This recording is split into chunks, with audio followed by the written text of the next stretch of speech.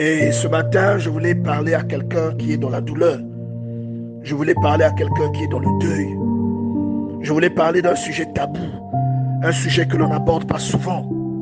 Et pourtant, le Seigneur nous donne beaucoup de détails à ce sujet dans sa parole. J'aimerais parler à quelqu'un qui est effrayé par sa propre mort, qui est effrayé à l'idée de mourir, ou qui a perdu quelqu'un et qui est totalement désemparé.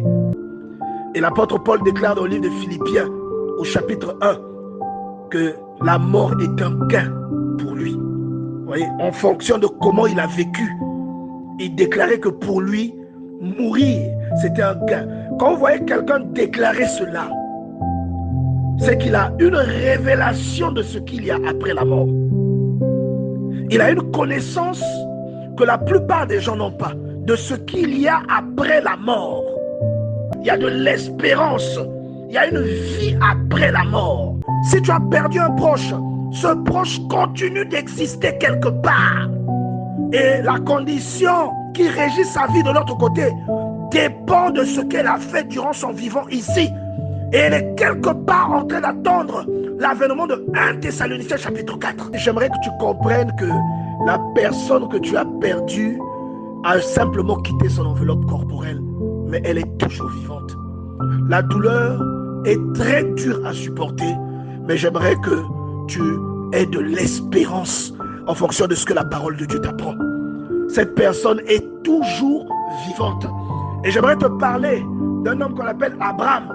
La Bible dit qu'il est mort à 175 ans. Mais le Seigneur vient te dire qu'Abraham est toujours vivant. Lorsque vous lisez Matthieu au chapitre 22, verset 31, le Seigneur dit: pour ce qui est de la résurrection des morts, n'avez-vous pas lu ce que Dieu vous dit?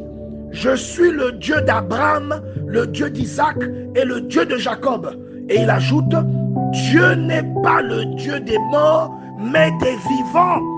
Donc, en citant Abraham, Isaac et Jacob, il ne les considère pas comme des personnes mortes. Il les considère certes comme des personnes ne vivant plus sur cette terre, des personnes séparées de leur enveloppe corporelle, mais il les considère comme des personnes bien vivantes devant lui. Ces personnes continuent d'exister sous une autre forme.